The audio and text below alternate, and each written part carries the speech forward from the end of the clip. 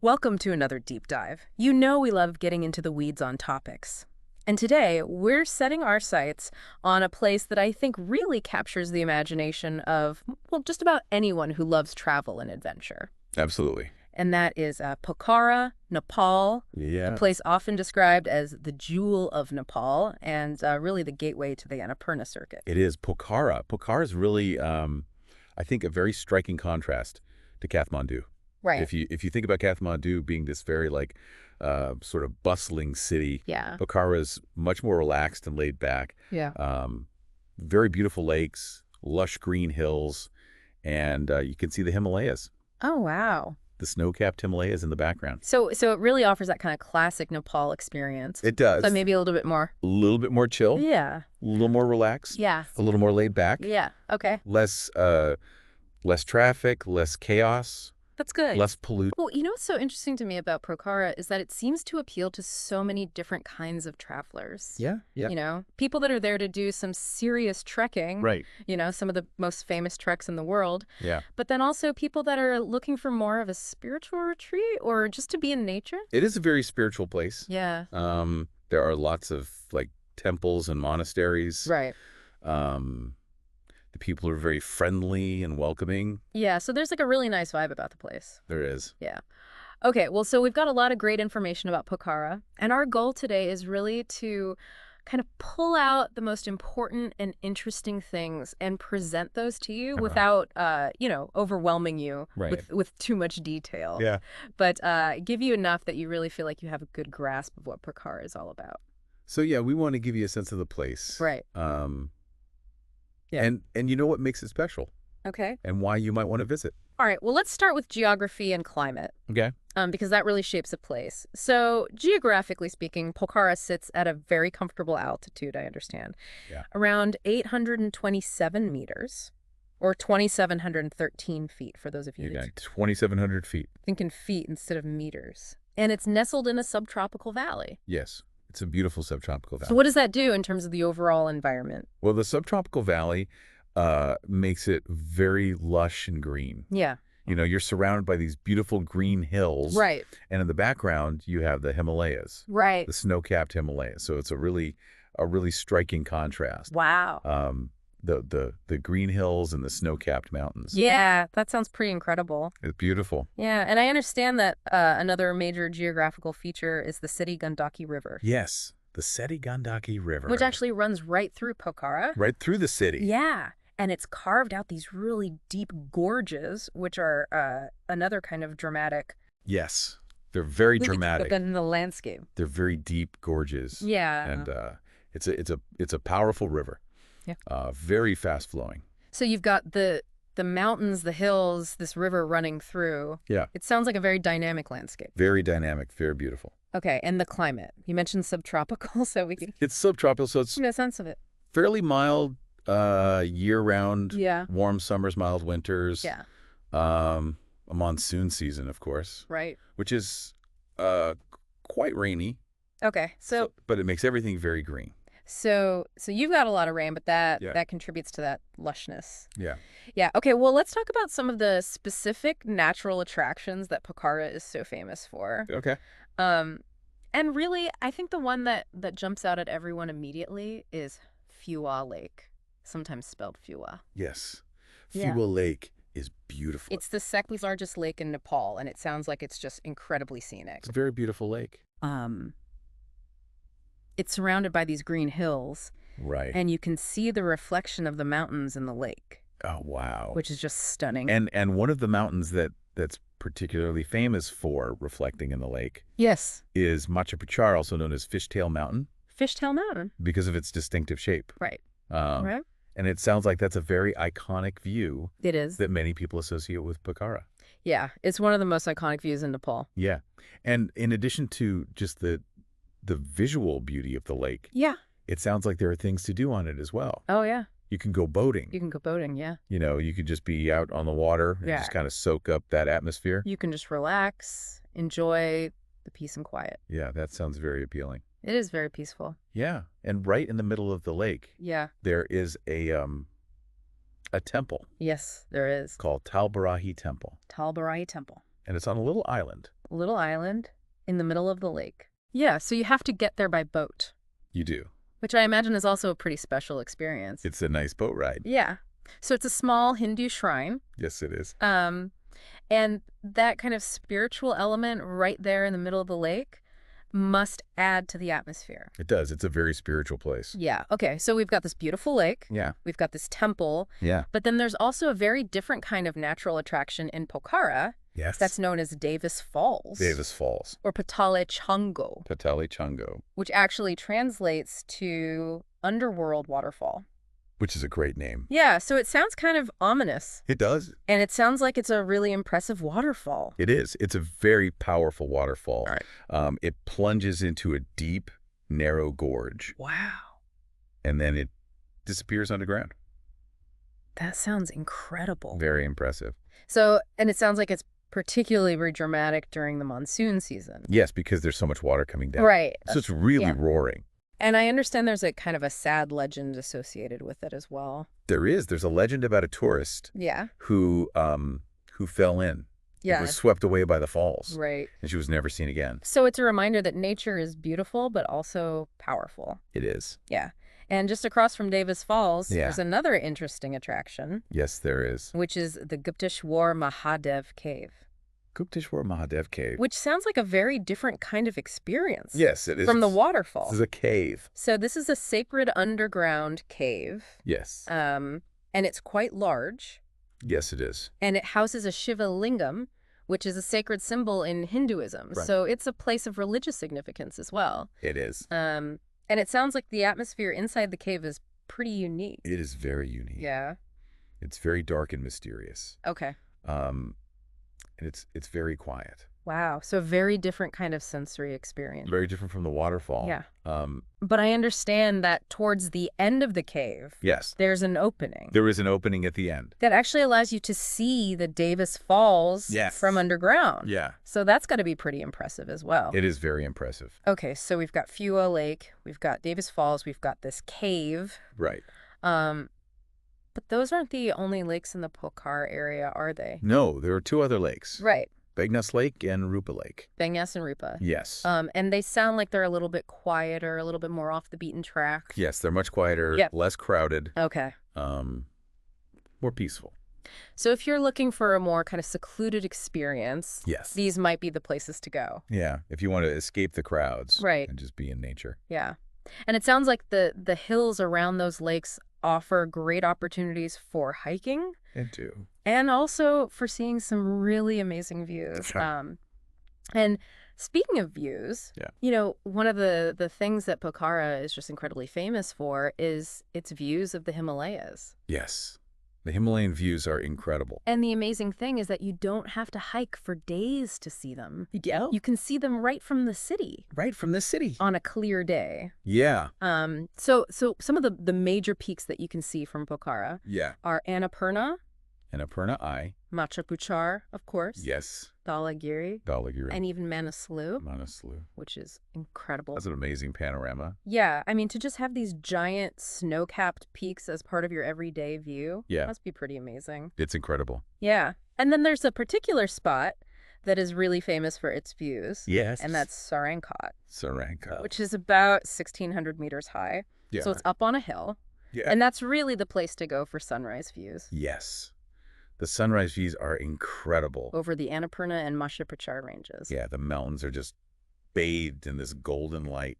That sounds pretty incredible. It's beautiful. Yeah, and so I understand a lot of people either hike up there early in the morning or even stay overnight Yes. so they can be there for sunrise. Yeah, it's a very popular spot for sunrise. Yeah, okay, so we got these amazing natural attractions, this Yeah. incredible scenery. Yeah. But Pokhara is also known as the adventure capital of Nepal. Yeah. So it's not just about gazing at mountains. No, it's not just about gazing at mountains. There's a lot more to do. You can get active. So one of the things that seems to be really popular Yeah. is paragliding. Paragliding is very popular. And the thing about paragliding in Pokhara is that you're doing it Yeah. with the Himalayas as your backdrop. Yeah. So It's incredible. it must be a pretty amazing experience. It's an unforgettable experience. Yeah. And then, of course, there's trekking. Yes. Trekking. Which is one of the main things that Nepal is known for. Right. And Pokhara is really the starting point for some of the most famous treks in the world. Mm. Yes. It's the gateway to the Annapurna region. So some of the major treks that start from Pokhara. The Annapurna Base Camp Trek, Okay. the Poon Hill Trek, Yeah. the Marty Himmel Trek, Okay. the Gorapani Trek. So all of these are multi-day treks Yes, they're all multi-day treks. that take you up into the Himalayas. Right. And so people come from all over the world Yes, they do. to do these treks. To experience the Himalaya. Yeah. But if trekking is not your thing, Yeah. there are other adventure activities as well. There are. And one of the things that really jumped out at me was the zip lining. Yes. The zip lining. And apparently Pokhara has one of the world's steepest and fastest zip lines. It does. It's very exciting. Yeah, that sounds pretty It's wild. a real adrenaline rush. Yeah. And for those that like to keep their feet closer to the ground, Yeah. there's also mountain biking Yes. and hiking trails hiking trails, yeah. kind of throughout the valley. You can explore the valley on foot or by bike. Yeah. And then there's even the option of ultralight flights if Yeah. you want to really get a bird's eye view of the area. Right. So that sounds like another pretty incredible way to see things. It's a great way to see the mountains. Yeah. Okay. Well, so we've covered the natural attractions. Yeah. We've covered the adventure activities. Yeah. But Pokhara is also a very culturally rich place. It is. And it's home to a variety of different ethnic groups. Yeah.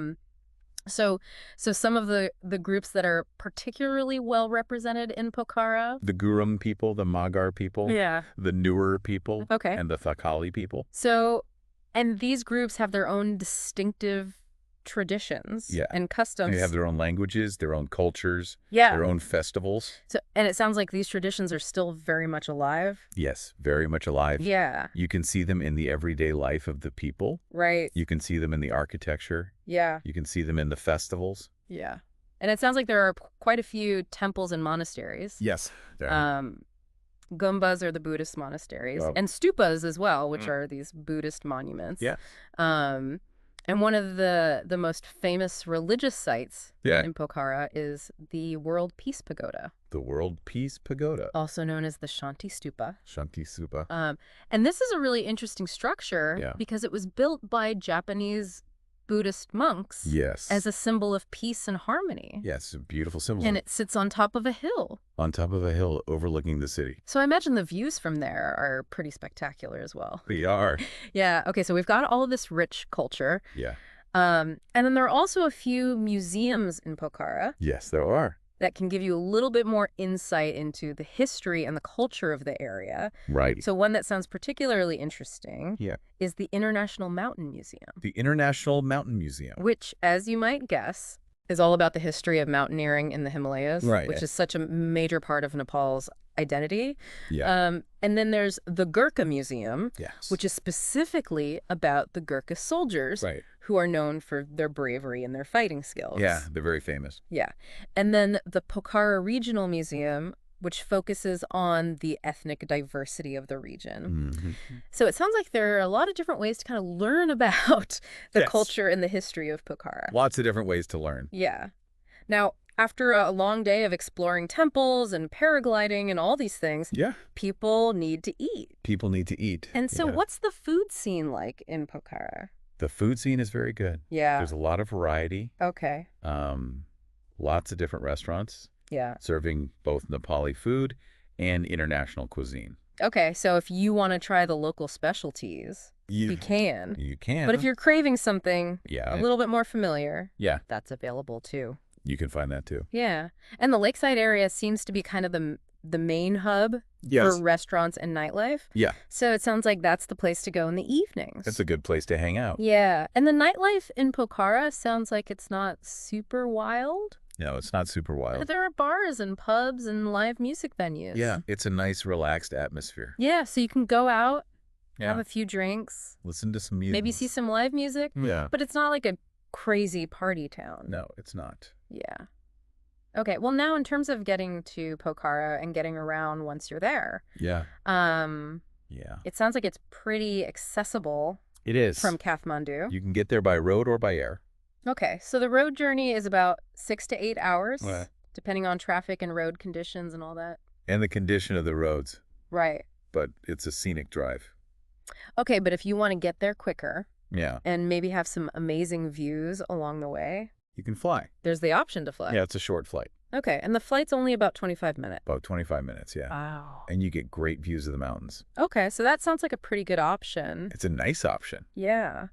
And then once you're in Pokhara, Yeah. it sounds like there are various ways to get around. You can take taxis. Okay. You can take rickshaws. Right. You can take local buses. Yeah. You can rent a bicycle or a scooter. So a pretty good range of options. Yeah, it's easy to get around. Yeah. And it sounds like renting a bicycle or a scooter is a popular way. Yeah, it's a great way to explore. To kind of explore the area. Yeah. Yeah. Okay, well, finally, let's talk a little bit about tourism. Okay. And its impact on the economy of Pokhara, because Yeah. it's a major tourist destination. It is. And so that's got to be a big part of the economy. Tourism is a major part of the economy. Yeah. It provides a lot of jobs, Yeah. a lot of income. So it's important for the region to have a healthy tourism industry. Yeah, definitely. Yeah. And it sounds like Pokhara has really developed a good infrastructure Yeah. to cater to tourists. There are lots of hotels, Right. lots of restaurants, Yeah. lots of shops, Yeah. lots of trekking agencies. So everything that people need Yeah, everything you need is there. to have a good time. Yeah. And it sounds like Pokhara gets visitors pretty much year round. Yeah. The spring and autumn are the peak seasons for trekking, Right. but there are people coming throughout the year Yeah. to see the sights and experience the culture. Yeah. And one thing that our sources mentioned repeatedly was Yeah. the hospitality of the local people. Yes. The people are very friendly. Yeah, and that can really make a difference, It does. in your travel experience. It can make a big difference. To feel welcomed. Yeah. Yeah, okay, well, so to sum it all up, Yeah. Pokhara really does sound like it lives up to its reputation. It's got this incredible natural beauty Yeah. with the lakes and the mountains and the waterfalls, all this opportunity for adventure, Yeah. whether it's paragliding or trekking or zip lining. Right. And then this rich culture Yeah. with the different ethnic groups Right. and the temples and the monasteries. Yeah. So it really does seem to offer something for everyone. It does. And what's particularly interesting to me is that it doesn't sound overwhelming. No, it doesn't. It sounds like you can have It's a nice balance. that kind of peace and quiet. Yeah. But if you want, You can find peace and quiet. the adventure is there. And you can find adventure. Right. So it's a good mix. Yeah. So it's got that kind of balance. Yeah. Which is appealing. Yeah, it's appealing. Yeah. Okay. Well, so for our listeners, Yeah. we hope that this deep dive has given you a really good sense of what Pokhara is all about. We hope so. And maybe even inspired you to consider visiting it yourself. Yeah, it's a great place to visit. It really does sound like a special place. It is. And I think it raises some interesting questions too. Yes, it does. About how to manage tourism Yeah. sustainably. Yeah. Because Pokhara has obviously become a very popular tourist destination. Yeah. And so how do you balance that popularity Right. with preserving the natural beauty Yeah. and the culture of the place? Right. And I think that's a question that a lot of places around the world are grappling with, It is. as tourism continues to grow. Right. So I think Pokhara is a really interesting example Yeah. of a place that's trying to do that. Yeah, it's doing a good job. And hopefully doing a good job. Yeah. Yeah. And it makes you wonder what other places are out there that Right. offer a similar kind of experience. Right. That blend of adventure and tranquility Yeah, that's a good question. and culture. Yeah. And that maybe aren't quite as well known, Right. Yeah. that are maybe still under the radar a little bit. Yeah. There must be some out there. And that's always exciting to think about. It is. Those hidden gems Yeah, the hidden gems. that are just waiting to be discovered. Yeah. So That's some- it's something to keep in mind Yeah. as you're planning.